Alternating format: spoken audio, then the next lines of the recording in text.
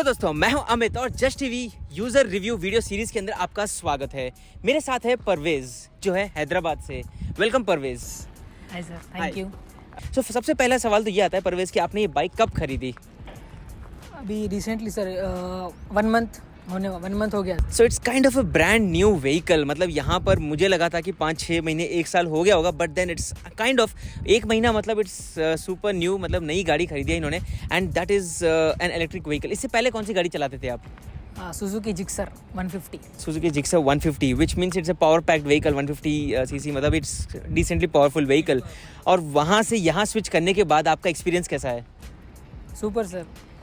मैं इतना एक्सपेक्ट नहीं किया था कि रिवॉल्ट में इतना इसका जो एक्सलेट है, जो हम लोग यूज़ करते हैं एक्सलेट, तो इतना फ्लो, इतना फ्लूइड रहेगा। Power plus fluid. हाँ, एक्सपेक्ट नहीं किया था। लेकिन वो बहुत अच्छा है। मैं इससे पहले, ये लेने से पहले बहुत व्हीकल्स को ट्रायल टेस्ट ड्राइव किया हूँ। जैसा स्कूटी सेगमेंट्स में है एथर और देयर मेनी। लेकिन उसमें क्या है, एथर के अलावा दूसरे पूरे ब्रांड्स में एक्सेलेट जो है वो फ्लो में नहीं है सर। जब हम एक्सेलेट देते हैं फिर वो थोड़ा रुक जाता है, मतलब टाइम लगता है उस पावर को एक्सपीरियंस करने में। और यहाँ पर आपको इंस्टेंटेनियस वो पावर मिल रहा था। इतना ज़्यादा डिफरेंस नहीं है वो पुरानी गाड़ी में और मेरे इसमें। पिकअप भी अच्छा है, अप टू 85 स्पीड है इसका। तो मेरे हिसाब से ठीक है। बट जब आप बात कर रहे हो कि कंपेयर किया मैंने स्कूटर्स के साथ, विच इज़ फाइन, बाइक कैटेगरी में तो ऑप्शंस भी नहीं है ज़्यादा कोई। इलेक्ट्रिक व्हीकल्स में इंडिया में एज ऑफ नाउ बहुत ही लिमिटेड ऑप्शंस। आपने कोई और बाइक के ऑप्शंस चेक किए थे? मतलब ऑप्शंस तो इंडिया में मेरे ख्याल से कोई भी नहीं है सर। कोई भी नहीं है। सो आपको लगता है कि जो ये कंपनी ऑफर कर रही है वो एज ऑफ नाउ मतलब काफ़ी यूनिक है, दूसरे कंपनीज अभी ऑफर नहीं कर पा रहे हैं? हाँ, ओके। और आपने कितना प्राइस पे किया इसके लिए? पहले जब मैं बुकिंग किया था सर, वो उसका अमाउंट 124 था। ओके। तो अभी रिसेंटली जब डिलीवरी के टाइम पे आफ्टर पोस्ट कोविड वो लोग डिक्लेयर किए कि 138 फाइनल प्राइस होगा। जो अभी बुक करे उन लोग के लिए भी, पहले भी 3 मंथ्स पे बैक जो भी बुक किया उन लोग के लिए भी, तो 138। मेरे हिसाब से ये गलत बात है। मतलब जब कमिटमेंट दिया था 124 प्राइस की, 1,24,000 25,000 की प्राइस पॉइंट पे, तो 15,000 प्राइस बढ़ाना इज़ नॉट समथिंग एक्सेप्टेबल। क्या उन्होंने आपसे पहले जब 1,24,000 का जब कमिटमेंट लिया था कुछ एडवांस बुकिंग अमाउंट लिया था? हाँ, एडवांस बुकिंग ऑनलाइन चल रहा था ना सर जब। तो जब भी बुक किया था तो वो लोग पूरा EMI भी दिए थे, पूरा टोटल अमाउंट भी दिए थे, कंप्लीट दिए थे। और वो लोग के पास कुछ एग्रीमेंट टाइप भी था जब पेमेंट करने से पहले। और बेसिकली कंपनीज का एग्रीमेंट वन साइडेड ही होता है। हाँ, जब उनकी मर्जी है तो वो बदल जाता है, बट हमारे लिए वो नहीं बदलेगा। अगर हम लोग बोलेंगे गाड़ी नहीं चाहिए तो there will be cancellation charges. I mean I am not talking about Revolt, but generally किसी भी कंपनी की बात है तो मतलब जब कस्टमर को कोई कष्ट होता है तो उसका कोई नहीं सुनता है, बट देन अगर कंपनी को कुछ चेंजेस करनी है तो वो खुद अपने हिसाब से बदल देते हैं। मैं पूछा शोरूम में ये इतना डिफरेंस मैं नहीं पे कर सकता बोल के, मैं उन लोग को जस्टिफाई करने की कोशिश किया। लेकिन वो लोग बोल रहे सर अगर आप नहीं पे कर सकते तो ठीक है, कैंसिल कर दीजिए। हाँ, कैंसिल कर दीजिए, आपका रिफंड मिल जाएगा बोल के। तो बोला ठीक है। मैं ऑलरेडी 3 मंथ से वेट कर रहा था, 3-4 मंथ से वेट कर रहा था। ठीक है, अभी क्या कर सकते हैं। सो या आई मीन परवेज से बात ये तो पता चल गया कि भाई उन्होंने जो प्राइस पे किया है, I personally feel it is wrong, क्योंकि कंपनी को अपनी प्राइसिंग नहीं बढ़ानी चाहिए, या फिर उन्हें पहले से ही बता देना चाहिए कि these prices are subject to change. हो सकता है यहाँ से 10-15% का प्राइस आगे पीछे एक्सपेक्ट कर सकते हो। 1,24,000 के ऊपर अगर 138 होता है तो this is more than 10%, which is not acceptable. In fact इसके ऊपर आपको कोई फेम सब्सिडी या कोई गवर्नमेंट सब्सिडी, स्टेट सब्सिडी मिली क्या? जो मैं प्राइस पे किया वो इंक्लूडिंग सब्सिडी है सर। मतलब सब्सिडी मिलने के बाद मैं अमाउंट पे किया, जैसा 138। तो एक्चुअली गाड़ी वहाँ वो लोग शोरूम में शो कर रहे थे 180 प्लस की है। 180 कुछ, तो शोरूम से पूरा सब्सिडी जाने के बाद 138 मुझे कॉस्ट प्राइस। सो आपने इसमें डिटेल में देखा था क्या आपको स्टेट सब्सिडी मिली है, central subsidy? FAME two central subsidy, मतलब स्टेट सब्सिडी आपको एडिशनली मिली थी कोई तेलंगाना गवर्नमेंट की तरफ से?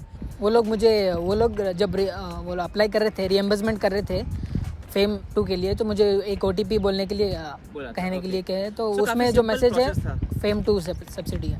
ओके।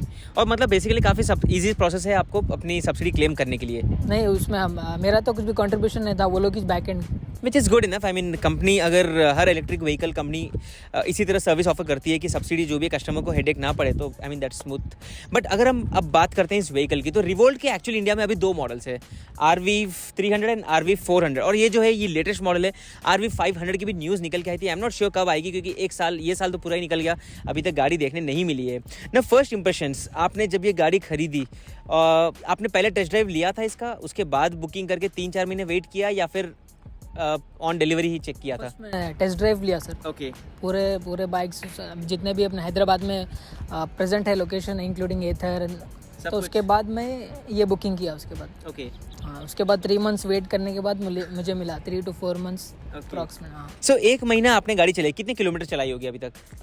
Nearly 1000 kilometres. ओके तो आप मेरी तरह ही हो, बहुत कम चलाते हो गाड़ी? Office purpose, maximum office purpose Okay. रहता है। तो यहाँ पर रेंज कितनी आपको मिल रही है और कितना कंपनी ने क्लेम किया था? कंपनी से 150 है सर, ओके तो एक्चुअल रेंज मुझे 120-130 तक मिल रहा है। Decent enough, anything above 100 is still decent कि आप मतलब घर से निकले हो और आप शाम तक घर पहुंच जाओगे, ये गारंटी होनी चाहिए गाड़ी में। क्योंकि एथर की अगर मैं बात करता हूँ तो हमारे टीम मेंबर के पास भी एथर है और कंपनी क्लेम करती है 85 और 80-85, और अगर आप थोड़ा सा ORR टाइप के अच्छे रोड पे निकल जाते हो जहाँ पर मतलब ट्रैफिक नहीं है और आप अगर उनका पावर मोड यूज़ करते हो, वाप मोड, तो मतलब 40-50 किलोमीटर में बैटरी खत्म हो जाती है। तो उस हिसाब से मुझे लगता है कि कोई भी इलेक्ट्रिक बाइक हो, not about revolt, any electric vehicle should have at least committed range of 150, जहाँ पर हमें एटलीस्ट 100, 110, 120 भी मिल जाए तो वी आर सॉर्टेड।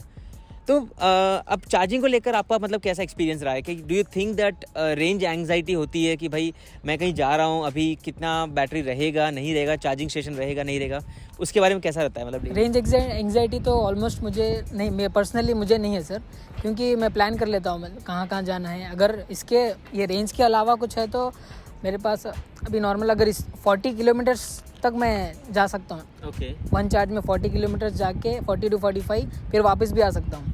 तो आपको पता है कि मैं जाऊंगा तो 40 तक मुझे जाना है, वहां से वापस आ जाना है, वरना 40-45। ओके ये मैंने अपने पिछले यूज़र रिव्यू वीडियो में भी देखा था और मैंने वहाँ पर भी एक बात काफ़ी इंटरेस्टिंग डायलॉग बोला था कि मतलब इतना प्लानिंग सिर्फ इलेक्ट्रिक व्हीकल के ओनर्स ही कर सकते हैं कि भाई मुझे यहाँ से यहाँ जाना है, वहाँ से वापस नहीं आना है। ऑन द वे कहीं दोस्त मिल गया, बोलेगा भाई चल कहीं रेस्टोरेंट में चाय पीते हैं, बोलेंगे नहीं मुझे उससे ज़्यादा मैं नहीं जा पाऊंगा वरना मेरी बैटरी गाड़ी खत्म।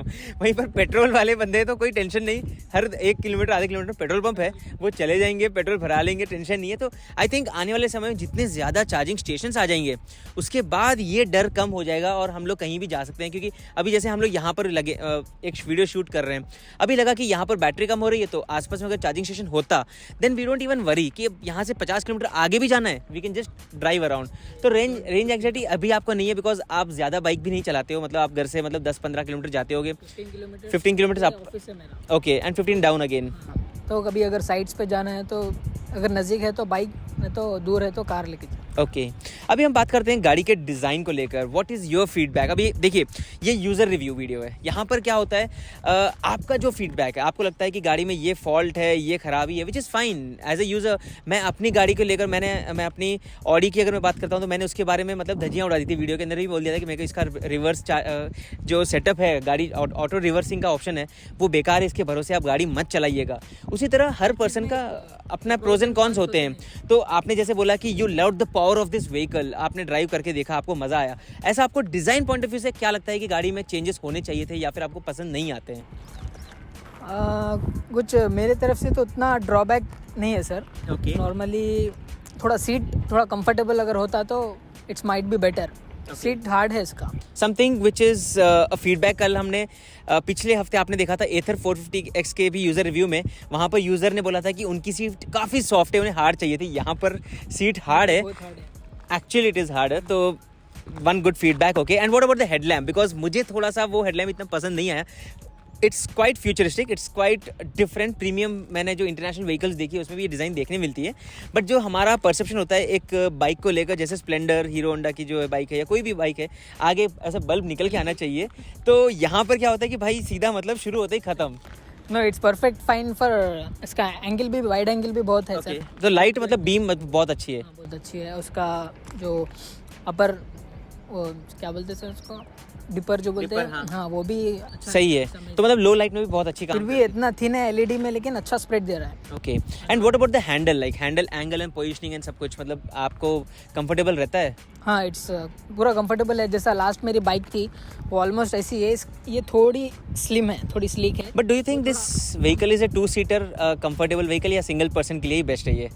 2 सीटर का कुछ भी, अगर जब मैं सेकंड सीटर को बिठाता हूँ पिलियन सीट, तो उसमें कुछ मुझे अपना पावर में तो कुछ डिफरेंस नहीं दिखता। ओके नहीं, मैं पावर कार में बाद में आऊंगा. I am just talking about the comfort, like as of now पीछे वाले को भी इज इट कंफर्ट? नहीं, पीछे वाले के लिए तो उतना लॉन्ग के लिए नहीं, ये बेसिकली सिंगल पर्सन के लिए ही है. अच्छा. और कभी अगर जरूरत पड़ गई पीछे फ्रेंड को किसी को बिठाना है तो it's fine, but it's not for daily comfort के लिए तो नहीं. कंफर्ट और जहाँ पर लेडीज का सवाल है, वो लोग भी थोड़ा बैठने के लिए अनकंफर्टेबल हो सकता है.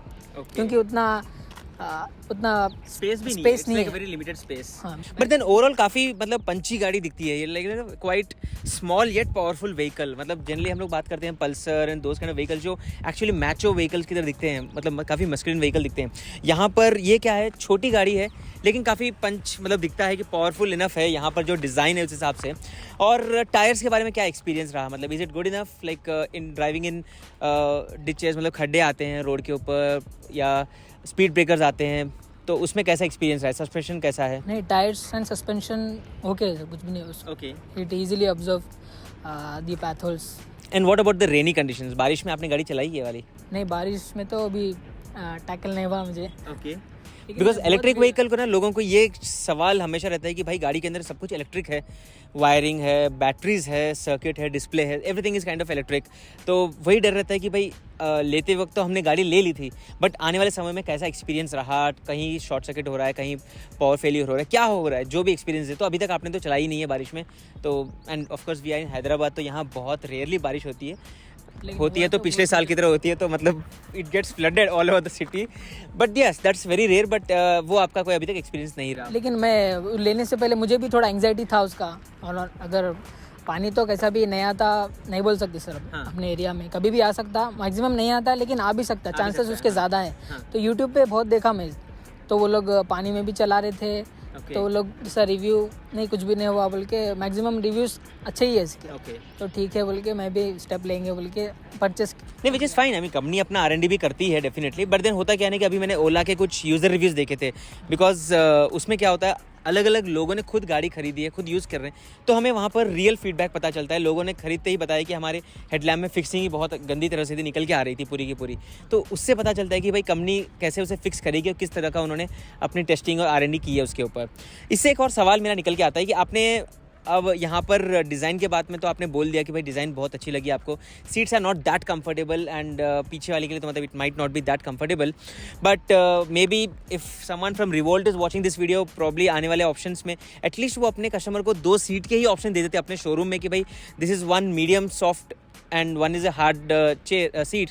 आप इसमें से कोई एक चॉइस ले लीजिए, जिसको पसंद है वो एक ऑप्शन ले लीजिए, क्योंकि आजकल तो काफ़ी नए इलेक्ट्रिक व्हीकल के ब्रांड्स आ रहे हैं जिसके पास ओवरऑल आर्टिस्टिक डिज़ाइंस के भी ऑप्शंस आ रहे हैं, जहाँ पर आप जब शोरूम में जाइए, सेलेक्ट कीजिए मुझे ये ऑप्शन चाहिए, and you get a different looking design all together. तो सीट का तो मतलब it's a basic thing. I know आप आफ्टर मार्केट में कर सकते हो, लेकिन जो कंपनी से आपको मिलती है चीज़ें वो काफ़ी अच्छे स्टैंडर्ड की होती है. फिर आपने एक बार वो लगा लिया तो कुछ सालों तक भी आपको चेंज करने की ज़रूरत नहीं पड़ती है. तो I think that is something जो कंपनी एक फीडबैक ले सकती है. उसके अलावा अगर आपने किसी को पीछे बिठाया अपने फ्रेंड को, एंड आपका रेंज का क्या एक्सपीरियंस रहा है उसमें, मतलब काफ़ी ड्रास्टिक डिफरेंस देखने मिला है कुछ? नो सर, उतना डिफरेंस, ज़्यादा डिफरेंस तो नोटिसेबल नहीं है. ओके, इट्स काइंड मतलब काफ़ी.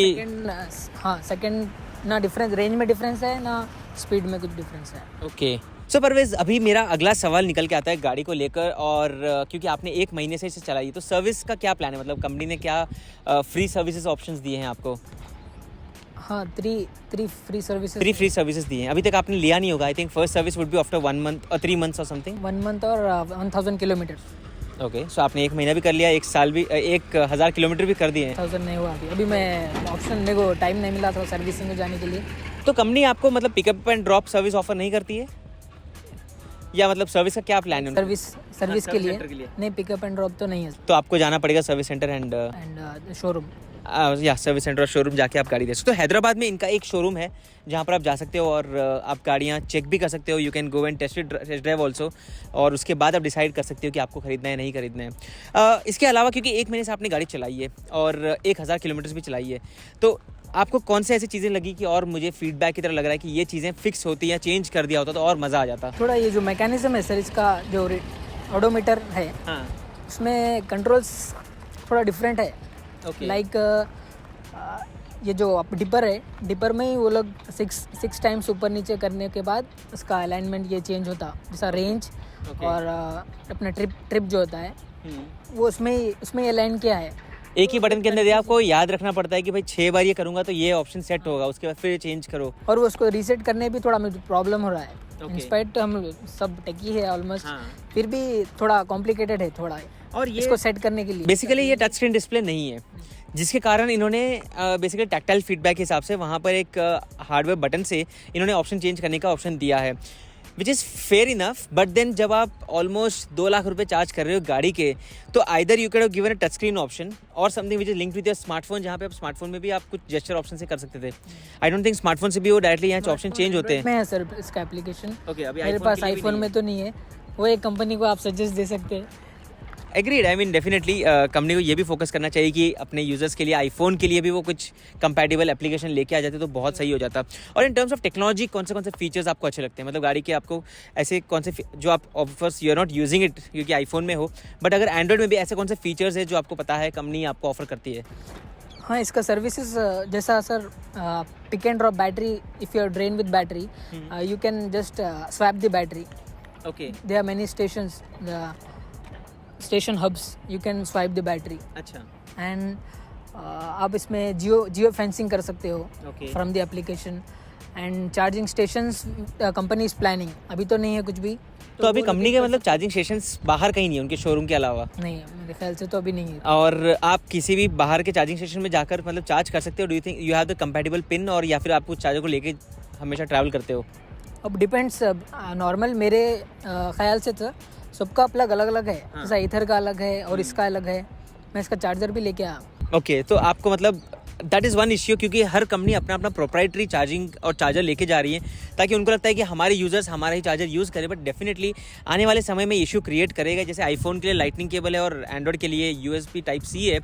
ऑलमोस्ट एक सेटअप तो हो ही गया कि चलो फाइनली मार्केट में 2 ही केबल के ऑप्शन है। उस तरह अगर चार्जिंग के लिए भी एक स्टैंडर्ड बन जाता है इंडिया में, देन डेफिनेटली एक बहुत बड़ा पुश हमें देखने में मिल जाता है, क्योंकि अभी यूजर्स को वो आप ऐड कर सकते हैं और सब जने यूटिलाइज सब लोग उसे यूज कर सकते हैं। तो I think that is something which not just revolt but all the company should make a note of. तो परवेज, अभी अगला सवाल निकल के आता है चार्जिंग को लेकर। अभी कंपनी, आपने जैसे बताया कि मतलब कंपनी के तो कहीं रिवोल्ट के मैंने भी कोई चार्जिंग स्टेशन नहीं देखे हैं, हालांकि आप third party charging station use कर सकते हो, बट देन वहाँ पर भी कंपैटिबिलिटी के इश्यूज़ है।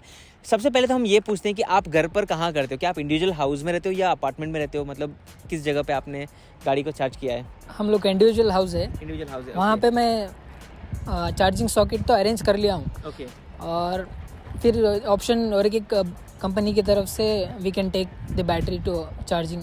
Okay, so it's a detachable battery, आप लेके जा सकते हो। अभी इसमें से 2 और सवाल निकलेंगे मेरे, लेकिन सबसे पहले सवाल तो ये है कि भाई 16 एम्पियर चार्जिंग पोर्ट आपने लगाया होगा घर पे, जिससे आपने इसे चार्ज किया, तो कितने घंटे लगते हैं इस बाइक को कम्प्लीटली चार्ज करने में? करीब सर 4 आवर्स तो मिनिमम 100%। 4 आवर्स। तो आप ओवरनाइट रख देते होगे और रात में रख दिया, सुबह यू आर फुल्ली चार्ज्ड। तो यहाँ पर एक चीज़ हमेशा आपको याद रखनी है दोस्तों कि भाई अगर आप एक इलेक्ट्रिक व्हीकल खरीदते हो, आप लोग सोचते हो कि भाई मुझे हर दिन चार्ज करनी है अपनी बाइक को, तो जनरली आप घर जाके गाड़ी को रखते तो है ही किसी जगह पर, आपको सिर्फ एक केबल लगाने हैं and you are forgetting it. सुबह उठे, केबल निकाला and you good to go. But इसका बेनिफिट ये है कि आपको कभी पेट्रोल स्टेशन नहीं जाना पड़ेगा। ये आप सोचिए, वहाँ पर कभी जाओ, लाइन लगी है, 15-20 मिनट लाइन में खड़े रहो, और पैंडेमिक का भी रिस्क आजकल चल रहा है, क्यों वहाँ पर जाओगे? घर बैठे ही चार्ज हो रहा है, तो you don't have to go anywhere. घर से ही चार्ज किया, निकले, काम किया, वापस आ गए। So that's one benefit of driving an electric vehicle.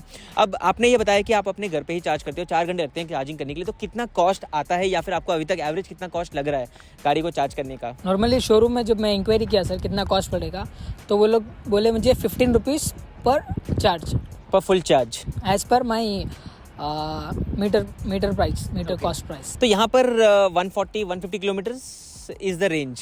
तो अगर आपको 120 किलोमीटर का भी रेंज आता है और अगर आपका कॉस्ट 15 रुपये के आसपास आ जाता है, विच इज़ आई गेसिंग around 2 units of power, which I am guessing around 7 रुपये 7.5 रुपये का एक एवरेज तेलंगाना का पावर का बिल आता है। 6 to 7। ठीक है, तो 2-2.5 रुपये यूनिट्स का चार्ज आएगा आपको, तो around you are getting still not getting charge over 15 पैसे पर किलोमीटर। तो अगर आप एक दिन में मतलब 50 किलोमीटर भी जाते हो, तो you are not going to spend huge amount of money on this vehicle. और डेफिनेटली आप की यूज़ केस के हिसाब से, मेरे हिसाब से महीने का 300-400-500 रुपये से ज़्यादा तो इसका खर्चा नहीं आएगा। तो वन टाइम इन्वेस्टमेंट आपने कर दिया गाड़ी के ऊपर, बाद में उसके बाद तो आपको मतलब काफ़ी कम नॉमिनल कॉस्ट के ऊपर गाड़ी का खर्चा निकल के आ रहा है। तो ओवरऑल अगर मैं आपसे एक सवाल पूछूं कि भाई what do you think about this vehicle, अगर आपको इसको रेटिंग करनी है या फिर आपके किसी कज़िन को ही घर के किसी को लेना है, तो क्या आप इस गाड़ी को उसे रिकमेंड करोगे? रिकमेंड सर जैसा या फिर मे बी हाँ बट कुछ चीज़ें फिक्स होने के बाद ही करता?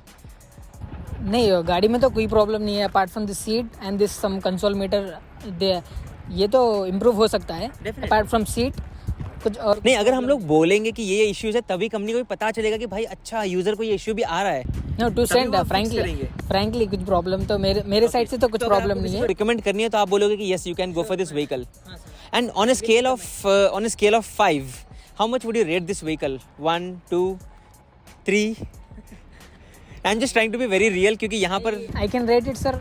होता क्या है ना, मैं आपको पहले परवेज मैं आपको डिस्क्लेमर दे देता हूँ। होता क्या है, अगर मैंने एक आईफोन खरीद लिया है, भले मुझे पसंद नहीं आएगा बट लोगों को ये ना लगे कि मैंने गलती कर दी है, तो मैं बोलूँगा बेस्ट है बॉस। अगर मैंने MI का फ़ोन लिया तो भी मैं वही बोलूँगा।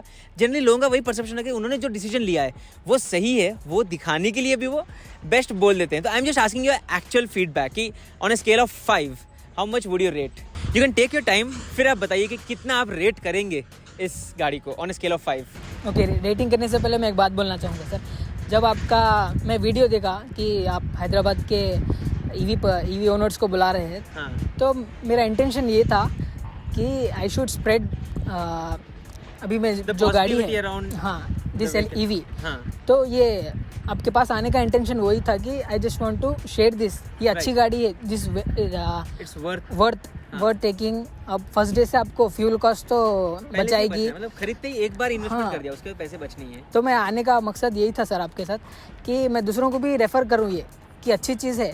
अभी आज लोग मुझे जब रोड पे भी जा रहे तो बहुत कम से कम डेली सर 2 to 3 4 मेंबर्स पूछते हैं रुका के वो भी सही है। कितना है रेंज। तो मतलब बेसिकली सेलिब्रिटी वाली फीलिंग आ रही है कि भाई क्या है क्या नहीं है, आपकी गाड़ी चीज़ ली है तो it's a discussion starter, basically conversation start करता है ये गाड़ी कि भाई लोग पूछते हैं क्या रेंज है, कैसी गाड़ी है, एक्सपीरियंस कैसा है। लोगों को रेंज एंग्जाइटी है और लोगों को इलेक्ट्रिक व्हीकल्स परचेस करने की ख्वाहिश है सर, लेकिन मेरे ख्याल वो झिझक है अभी के लिए। रेंज एंग्जाइटी है।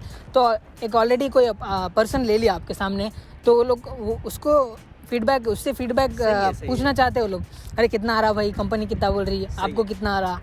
नहीं, इट्स अ वेरी आपने सही सोच रखी कि मतलब लोगों को मोटिवेट करना चाहिए, और हम लोग वही काम कर रहे हैं हमारे इस चैनल के ऊपर कि भाई लोग ज़्यादा से ज़्यादा इलेक्ट्रिक व्हीकल्स की तरफ जाएं। हालांकि एक्सेप्ट करें या ना करें लोग, पेट्रोल गाड़ियाँ डीजल गाड़ियाँ ख़त्म होने वाली हैं फ्यूचर में, सब लोग इलेक्ट्रिक जाना ही है। बस इट डिपेंड्स कि आप कितना डिले कर सकते हो, कर लो, ऑप्शन नहीं है आपके पास। अल्टीमेटली पैसा यहीं पे बचेगा। पेट्रोल के रेट्स देख लीजिए, डीजल के रेट्स देख लीजिए, फ्यूल पोल्यूशन सब कुछ देख लीजिए, and then come down to this vehicle which is clean. And I think एक और चीज़ है जो मैंने अर्ली वीडियो में मिस कर दिया था, गाड़ी में आवाज़ भी नहीं आती है, and that is also something very interesting. मतलब आई थिंक इसके अंदर इन्होंने फिर भी एक फेक साउंड रखा है, स्पीकर है सर, स्पीकर रखा है जिससे आपको फेक साउंड आता है। बट एक्चुअली इलेक्ट्रिक व्हीकल चलाने का ये भी एक फ़ायदा होता है। जैसे मेरे जैसे कुछ लोग हैं जिसको ना बिल्कुल शांति से गाड़ी चलानी होती है, मैं अपनी कार के अंदर ही मुझे लगता है कि मैं म्यूज़िक भी नहीं लगाता हूँ, आई एम गोइंग साइलेंटली, सब कुछ साइलेंटली जा रहा हूँ और रोड को मैं ट्रैफिक को क्लियर कर रहा हूँ। अगर बाइक में भी वही एक्सपीरियंस मिल रहा है तो वाई नॉट। तो that is also super cool. So now getting back to the same question again, how much do you rate this vehicle? सोच के sir 4.5 I can give.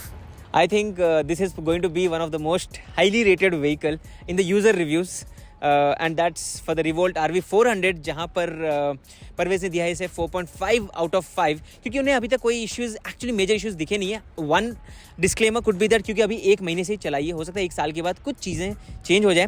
But उसके अलावा एक और चीज़ मुझे पूछनी थी, क्योंकि आपकी नई गाड़ी है तो आपके पास अभी कोई मतलब माइनर स्क्रैचेस या इश्यूज़ भी नहीं हुए कि आपको पार्ट्स चेंज करने के बाद एक्सपीरियंस पता चलता, वो अभी तक आपने एक्सपीरियंस किया ही नहीं है, तो इट्स फाइन। आपको पता है कि मतलब 3 साल की जो वारंटी दी है कंपनी ने बैटरी के ऊपर और मोटर के ऊपर, उसके क्या चार्जेस है? कंपनी ने आपके इसके बारे में डिटेल्स को शेयर किए थे? जो मुझे 8 इयर्स की वारंटी है सर इस पे बैटरी पे, क्योंकि जब मैं जून के टाइम पे जो लोग बुकिंग किए 8 इयर्स की बैटरी पे वारंटी है। ओके। अभी जो बुकिंग चल रहा है कंपनी ने इसे रिड्यूस कर दिया है, 5 इयर्स कर दिया है। तो आप एक काम करिएगा परवेज, जो आपके पास वो डॉक्यूमेंट है ना उसे वो बिल्कुल संभाल के रखिए, क्योंकि गाड़ी कंपनी बुक करते ही 3 महीने में प्राइस बढ़ा देती है, तो मुझे उस वारंटी का भरोसा नहीं है। Because if I am not wrong, I might be wrong, disclaimer, revolt is from the company which was running Micromax business, और मैंने स्मार्टफोन्स के काफ़ी सारे वीडियोस बनाए हैं, और Micromax was always importing smartphones from China. बोलते थे कि मेड इन इंडिया है, भाई इंडियन लोग थे वो, बस इंडिया में बनाते कुछ नहीं थे। I know them. और Revolt is also from the same company which was importing parts from China. यहाँ पर सिर्फ सब्सिडी क्लेम करने के लिए उन्होंने पार्ट्स इंडिया में इम्पोर्ट करके यहाँ पर सिर्फ असेंबलिंग की है। प्रॉब्लम ये नहीं है कि गाड़ी में कोई इश्यू है, नहीं, मेजॉरिटी सारे कंपनीज वही कर रही है, पार्ट्स बाहर से ही लाती है, विच इज़ फाइन, क्योंकि इंडिया के not mass manufacture right away. आने वाले समय में चेंजेस आएंगे, बट शुरुआत इंपॉर्टेंट ये है कि एज ऑफ नाउ मतलब पार्ट्स लेके वो इंपॉर्टेंट नहीं है। इंपॉर्टेंट ये है कि माइक्रोमैक्स के साथ मेरा वो एक रिश्ता रह चुका है, जहाँ पर मैंने देखा है कि बहुत ज़्यादा अपने स्टेटमेंट्स को चेंज करते हैं। प्राइसिंग का तो चलो जो उन्होंने बोला विच इज़ फाइन, 8 साल का अगर उन्होंने बैटरी का गारंटी दिया है तो डेफिनेटली हम लोग इस वीडियो को याद रखेंगे, और 8 साल के बाद रिवोल्ट के पास वापस जाएंगे और उनसे पूछेंगे बॉस बैटरी चेंज करनी है। और क्योंकि अगर आप रीसेल भी करना चाहते हो तो आप 8 साल के, आप 6 साल 7 साल के बाद आप जा सकते हो कि भाई मुझे गाड़ी बेच देनी है, या फिर 8वां साल के बाद आप बैटरी रिप्लेस करवानी पड़ेगी आपको। तो you can think about those time. So 8 साल एक बहुत लंबा ड्यूरेशन है।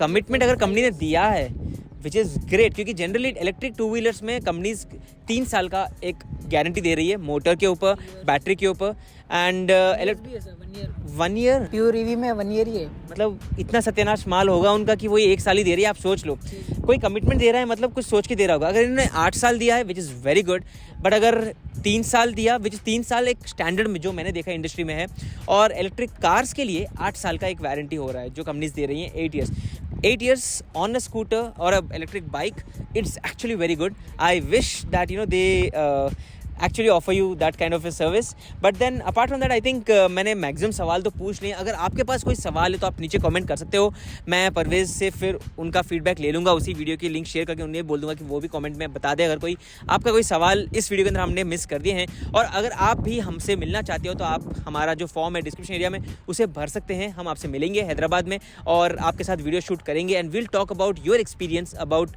योर इलेक्ट्रिक बाइक, स्कूटर और योर इलेक्ट्रिक कार। तो दोस्तों ये था आज का यूज़र रिव्यू, जहाँ पर रिवोल्ट RV 400 को मिल गए है 4.5 out of 5 from Parvez, and it was nice talking to you Parvez. Thank you. So बहुत मज़ा आया परवेज़ आपके साथ बात करते हुए, और thanks for coming on the channel, बहुत मज़ा आया। और गाइज़ हम मिलते हैं अगले हफ्ते एक और यूज़र रिव्यू वीडियो के साथ। जैसे दोस्तों मैं हूं अमित और मैं आपको मिलता हूं हमारे अगले वीडियो में, तब तक के लिए गुड बाय।